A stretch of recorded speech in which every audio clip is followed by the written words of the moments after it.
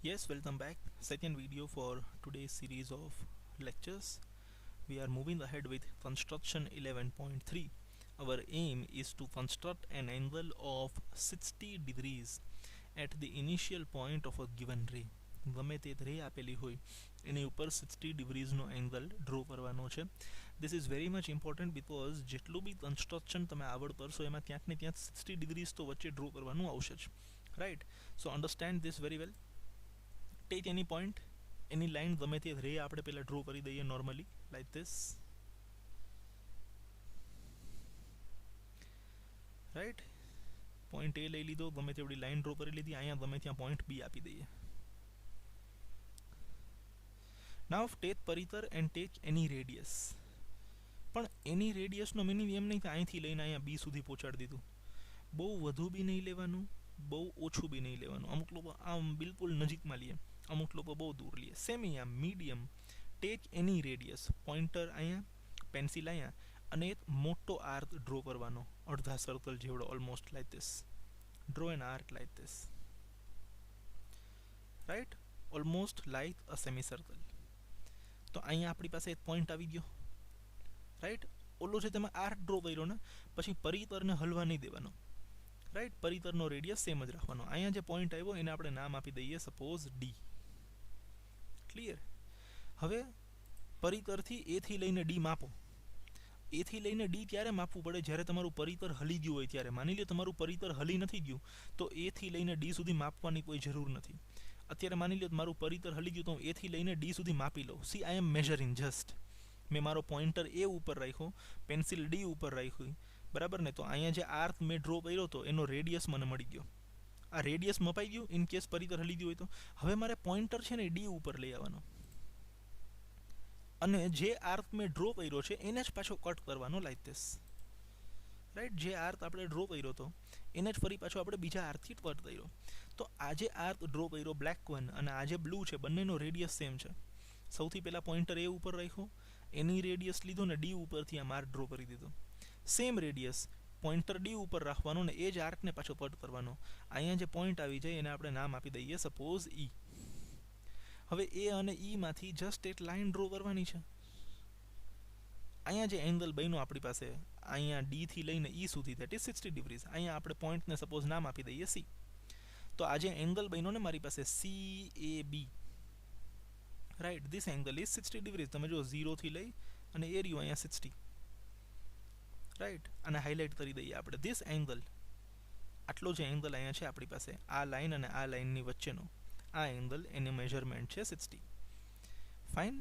એકવાર હજી જોઈ લઈએ પહેલેથી process. We have to construct an angle of 60 degrees at any given ray. તો સૌથી પહેલાં આપણે રે ડ્રો કરી લઈએ.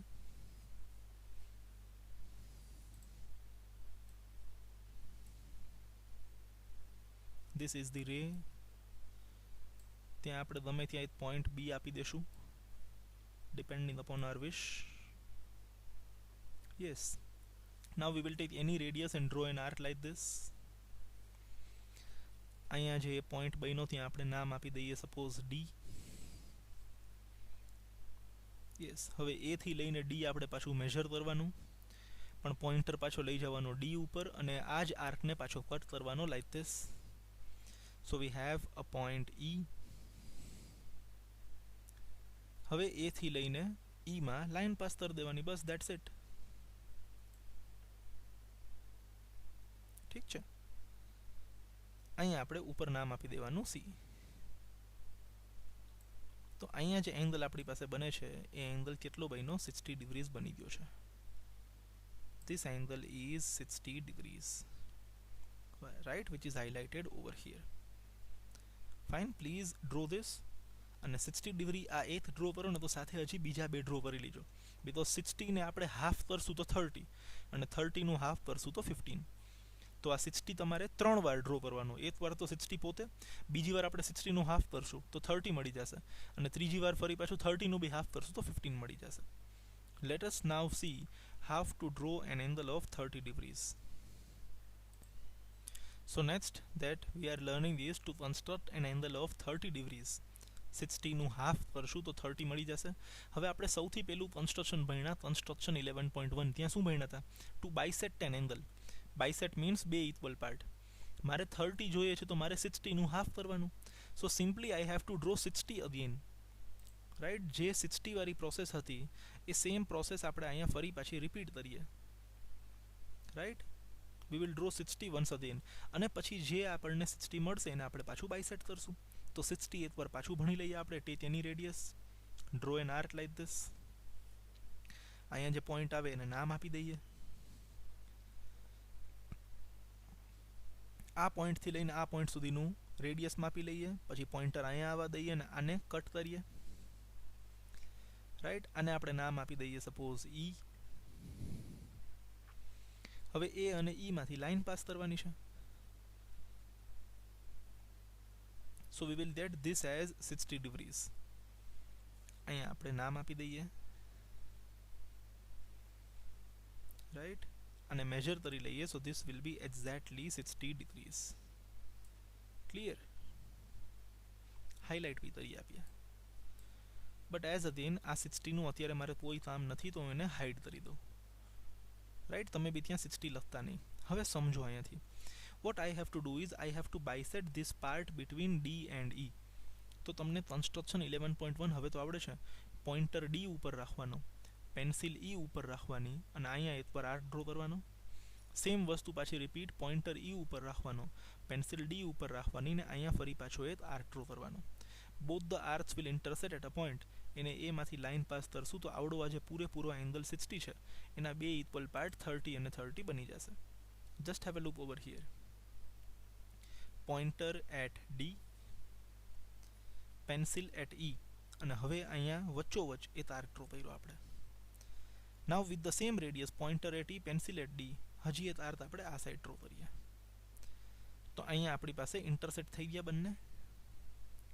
આ પોઈન્ટને આપણે નામ આપી દઈએ F. નાઉ જસ્ટ A અને F માંથી લાઈન પાસ કરી દો. So you can see two equal parts over here. એક એંગલ અહીંયા બની ગયો, બીજો એંગલ અહીંયા બની ગયો. તો અહીંયા જે નીચે વાળો એંગલ છે આપણા માટે શું છે? 30. આ આપણે ભૂલી જવાનું. Right, this angle is 30 for us. Yes, fine. So this angle is 30 for us. અને આ 30 છે તો ઉપર વાળો બી 30 જ છે, પણ આપણે તો એક નીચે વાળાનું જ કામ હતું. 60 ના બે equal parts, this is also 30, this is also 30, but આપણે નીચેનું એંગલનું કામ છે.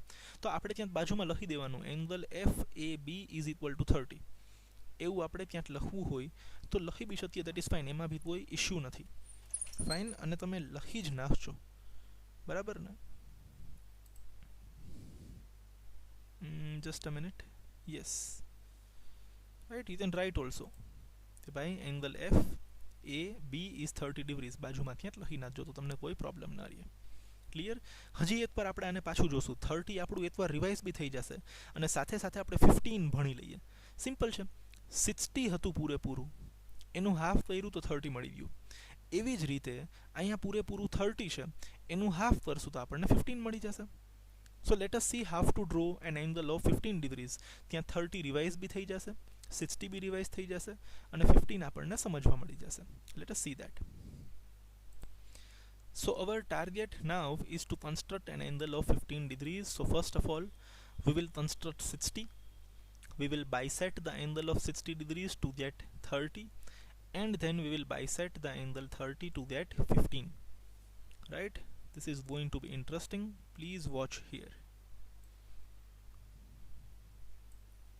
I hope this view is much better. Any radius, draw an arc, have a point over here, again measure from A to D. એટલો જ radius point A ઉપર, અને આ આર્કને પાછો કટ કરો, ત્યાં એક પોઈન્ટ બનાવી લ્યો અને એમાંથી લાઈન પાસ કરી દો. So we will get the angle 60. 60 તો હવે બિલકુલ ક્લિયર હોવું જોઈએ આના પછી. રાઈટ, નાઉ આ 60 ને આપણે કરશું બાયસેક્ટ. રાઈટ, અને મેજર કરી લઈએ. We get 60 over here. આના હાઇલાઇટ બી કરીએ કે ભાઈ આપણે કયા પોર્શનની વાત કરીએ છીએ. The angle between these line and these line, this one is 60. આપણે 60 નું કામ નથી, આપણે તો 15 ડ્રો કરવું છે. તો પહેલા આપણે 60 નું હાફ કરી દઈએ. 60 નું હાફ શું છે? 30. So let us draw 30 over here. D થી લઈને E ઉપર, D ઉપર રાખીને એક વાર આર્ક ડ્રો કરીએ. સેમ વસ્તુ હવે રિવર્સમાં થશે, E થી લઈને D ઉપર અને ફરી પાછો એક આર્ક પેલી બાજુ ડ્રો કરીએ. વચ્ચે જે પોઈન્ટ આવે એને આપણે નામ આપી દઈએ F. A અને F માંથી લાઈન પાસ કરી દઈએ તો આપણો એંગલ થઈ જશે બાયસેક્ટ. Right, like this. તો અહીંયા આપણી પાસે બની જશે જે એંગલ ધેટ ઇઝ 30. અહીંયા સુધી આપણે ભણી લીધું હતું. હવે હજી આનાથી આગળ વધીએ. રાઈટ, આ 30 છે એને બી આપણે શું કરવો છે? Bisect. We want to bisect this 30 also.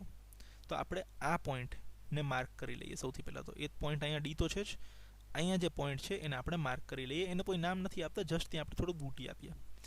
આટલો પોર્શન આપણે બાયસેક્ટ કરવો છે. તો અહીંયાથી લઈને ત્યાં સુધી, અહીંયાથી જુઓ તો ક્લિયર થશે. Right, draw a radius. Right, અને અહીંયાથી લઈને અહીંયા સુધી પાછું આપણે ડ્રો કરવાનું. ફાઇન. અહીંયા જે પોઈન્ટ આવે એને નામ આપી દેવાનું અને આમાંથી હવે આપણે ફરી પાછી એક લાઈન આમ પાસ કરી દઈએ. So we will get 15 degrees over here. અહીંયાથી લઈને આટલું જે મને મળશે નાનકડું અમથું, that is 15 degrees.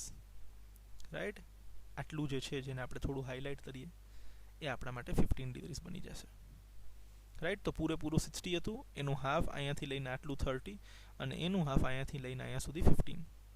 Let us watch this process once again.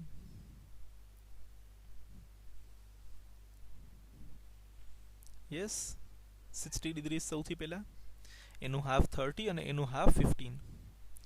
Mind વેલ, એક પછી એક બધા કન્સ્ટ્રક્શન CW માં ડ્રો કરવાના છે. રાઈટ, અને મને હોમવર્કમાં સેન્ડ કરી દેવાના છે સાથે સાથે જ. ક્લિયર? આ ડ્રો થઈ ગયું. Any arc point over here, નામ આપી દઈએ D. Same radius, pointer D ઉપર વયો જશે, આર્ક કટ થશે. we will get 60 over here.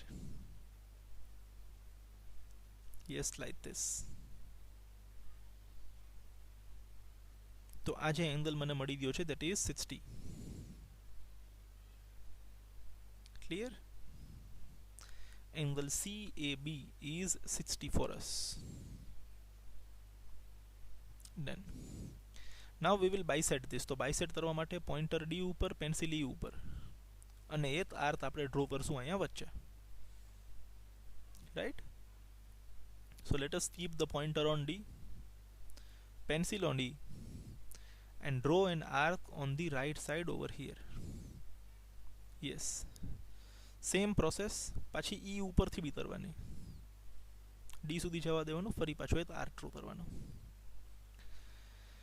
જે પોઈન્ટ આવશે એને નામ આપી દેશું આપણે F